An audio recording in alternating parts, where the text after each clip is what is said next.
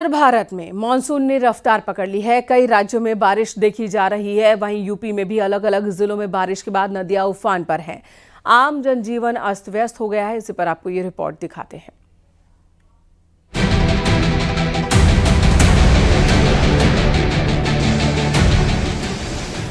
पहाड़ों में जहां जमकर बादल बरस रहे हैं, तो वहीं उसकी वजह से मैदानों में नदियों का जलस्तर बढ़ गया है, जिससे यूपी के कई जिलों में बाढ़ जैसे हालात हैं। बारिश के कारण बुंदेलखंड में सभी बांध ओवरफ्लो है। सिंचाई विभाग सभी बांधों से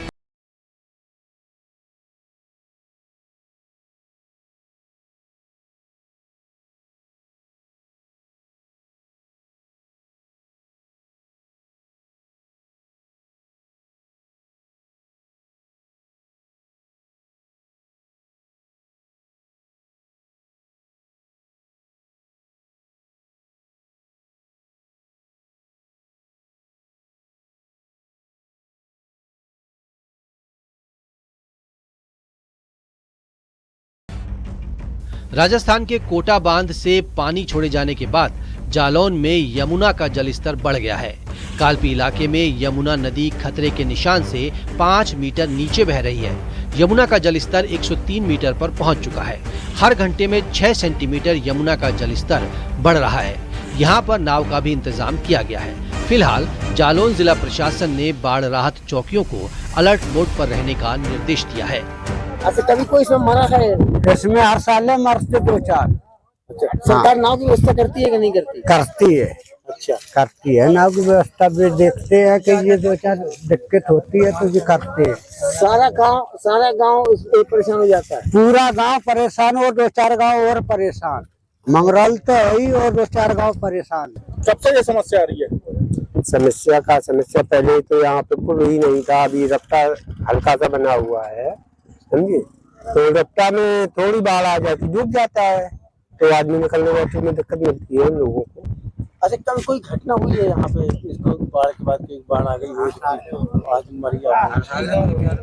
ना, घटना तो होती है। कानपुर में गंगा का जलस्तर बढ़ गया है। गंगा बैराज के सभी 30 गेट खोल दिए गए हैं। पानी इतना बढ़ गया है कि कटरी के गांव की फसलें नष्ट हो गईं। जैसे जैसे गंगा का जलस्तर बढ़ता जा रहा है, वैसे वैसे अधिकारियों की सक्रियता भी बढ़ती जा रही है। यही वजह है कि अधिकारी अब अपनी पैनी नजर बनाए हैं। जहां एक और ग्राम प्रधानों के संपर्क में अधिकारी बने हुए हैं, तो वहीं अधिकारी अब इसकी मॉनिटरिंग भी कर रहे हैं। इस वक्त न्यूज 18 टीम बैराज पर अगर बात की जाए तो इस टाइम 112.90 सेंटीमीटर पानी पहुंच चुका है। धीरे धीरे ये देखिए बढ़ता जा रहा है और 113 चेतावनी बिंदु है। और ऐसे में अगर बात की जाए तो 1,27,000 क्यूसेक पानी छोड़ा जा चुका है। और डैम्स की अगर बात की जाए तो डैम के 300 गेट खोल दिए गए हैं। रायबरेली में बारिश एक बच्चे के लिए मुसीबत बन गई। शहर कोतवाली इलाके के सब्जी मंडी में बारिश के चलते जल भराव में एक दुकान के सामने रखा लोहे का जालदार पांवदान ढक गया था। 12 साल का एक लड़का वहां से गुजर रहा था, तभी उसका पैर पांवदान में फंस गया। बच्चा चिल्लाने लगा। बच्चे की चीख पुकार सुनकर आसपास के लोग जमा हो गए। स्थानीय लोगों ने आनन फानन में कटर मंगवाकर जाल काटा और बच्चे का पैर निकाला गया।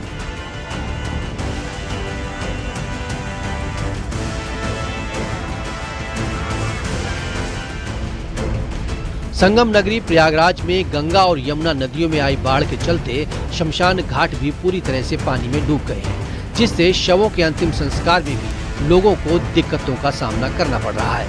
गंगा नदी के तट पर दारागंज शमशान घाट पूरी तरह से जलमग्न हो गया। शमशान के डूब जाने से लोग अपने परिजनों का अंतिम संस्कार सड़क पर करने पर मजबूर है। प्रयागराज में बारिश के दौरान कई जगह पेड़ गिर गए। लखनऊ प्रयागराज हाईवे पर बारिश के कारण एक विशाल पेड़ गिर गया। पेड़ गिरने से फाफा मऊ के पास दोनों तरफ भीषण जाम लग गया।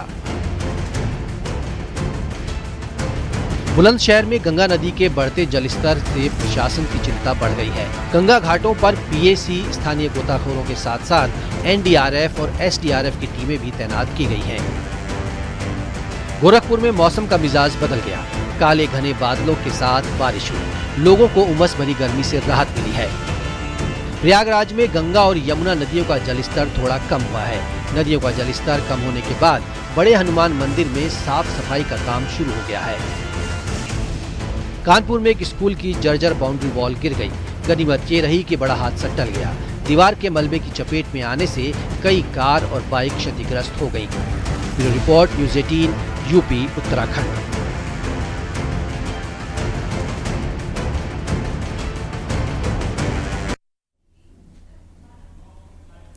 सोनभद्र में लगातार हो रही बारिश की वजह से बांधों और नदियों का जलस्तर बढ़ गया है। कन्हर बांध में पहले से ही जलस्तर बढ़ा हुआ था, जिसके लेवल को मेंटेन करने के लिए 6 गेट खोले गए। वहीं रिहंद डैम और ओबरा डैम में अभी पानी क्षमता से कुछ नीचे है। सोन नदी में भी सैलाब आया है। बढ़े हुए जलस्तर को देखते हुए सिंचाई विभाग और जिला प्रशासन पूरी तरह से अलर्ट है। और लोगों की गलतियों को देखे मैंने बहुत सारे बच्चों को देखा कि वो जो ये प्राकृतिक आपदा बोल सकते हैं या प्राकृतिक परिस्थितियां कभी कभी ऐसी होती हैं कि जल स्तर बढ़ जाता है। और इसी तरह से यहाँ पे कुछ बच्चे नदी में कूद कर खेल रहे हैं। उनके पेरेंट्स हो या वो अपना दिखाते हैं कि मैं बहुत ब्रेव हूँ, पर कभी भी प्रकृति के साथ खिलवाड़ नहीं करना चाहिए। और मेरी यही गुजारिश है कि लोग जो प्राकृतिक चीजें हैं इनसे कभी भी खिलवाड़ ना करें और पानी में कूदकर जो खेल रहे हैं इनसे बचने का प्रयास करें, क्योंकि कभी भी जल स्तर अगर उफान पर आ गया तो उनकी जान को खतरा हो सकता है। इधर चित्रकूट में भी बारिश का सिलसिला जारी है। बारिश की वजह से कई चौराहों पर जल भर गया है। कई जगह स्थिति ऐसी है कि लोग जान जोखिम में डालकर यात्रा कर रहे हैं। जलभराव ने नगर पालिका प्रशासन के दावों की पोल खोल दी है। जिला पंचायत जाने वाले मार्ग पर भी पानी भरा है और लोग परेशान दिख रहे हैं।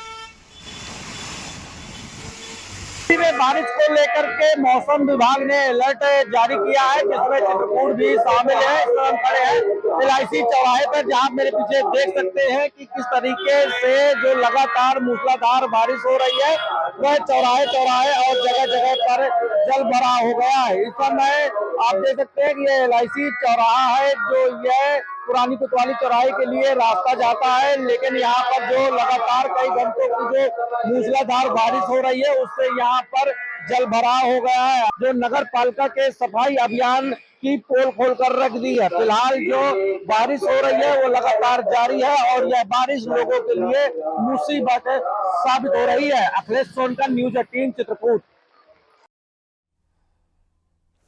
उधर वाराणसी में भी गंगा का जलस्तर लगातार बढ़ रहा है। गंगा के जलस्तर के बढ़ने से काशी के सभी 84 घाट पूरी तरह से जलमग्न हो चुके हैं।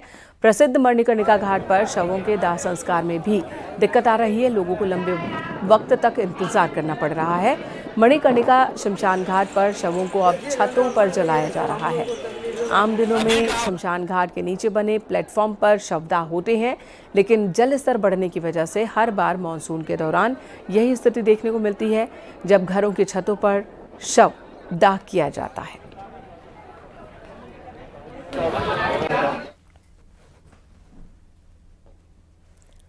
प्रयागराज में भी लगातार बारिश हो रही है। तेज हवाओं के चलते गंगा यमुना में लहरें भी उठ रही हैं। नदियों में उठ रही लहरों ने भारी तबाही मचाई है। तेज लहरों और हवा के दबाव की वजह से सैकड़ों नावों के डूबने की खबर सामने आई, जबकि कई नावें गायब बताई जा रही हैं। सबसे ज्यादा नुकसान संगम तट, नैनीघाट, दारागंज और झूसी क्षेत्र में हुआ है।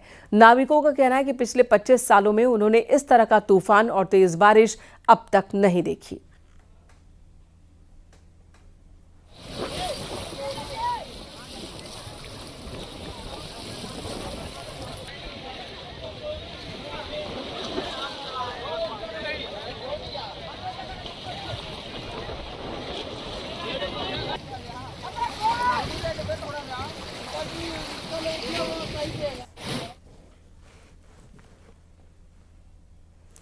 सोनभद्र में लगातार बारिश और डैम के फाटक खुलने से सोन नदी उफान पर है।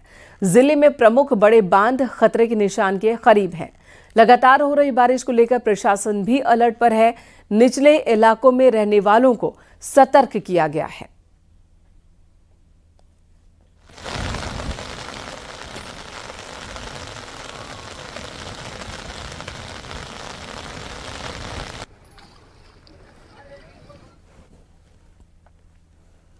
इधर सीएम योगी ने चंदौली और वाराणसी में बाढ़ प्रभावित इलाकों का हवाई सर्वे किया। हवाई निरीक्षण के दौरान सीएम योगी आदित्यनाथ ने अधिकारियों के साथ मीटिंग भी की और बारिश से प्रभावित लोगों को फौरन मदद पहुंचाने के आदेश दिए। वाराणसी में सीएम योगी ने बाढ़ प्रभावित इलाकों का हवाई सर्वे किया। इसी पर आपको रिपोर्ट दिखाते हैं।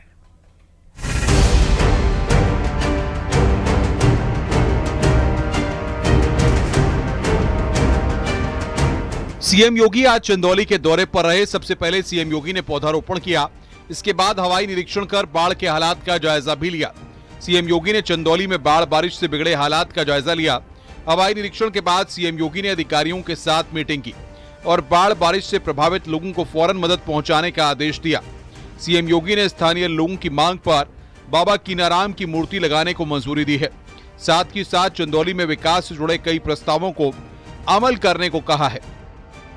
नौगढ़ क्षेत्र में व्यापक लैंड बैंक के माध्यम से निवेश के प्रस्तावों को हम आमंत्रित कर सके।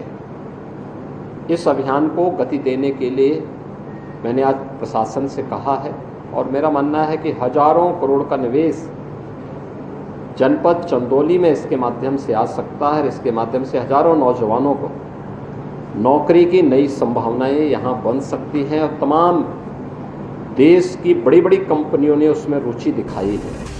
चंदौली के बाद सीएम योगी वाराणसी पहुंचे। चंदौली से वाराणसी जाते वक्त सीएम योगी ने बाढ़ग्रस्त इलाकों का जायजा भी लिया। वाराणसी दौरे पर सीएम योगी ने बाढ़ प्रभावित इलाकों का हवाई सर्वेक्षण किया। वाराणसी में सीएम योगी 2 दिन के दौरे पर रहेंगे। Bureau report, news 18, Uttar Pradesh, Uttarakhand.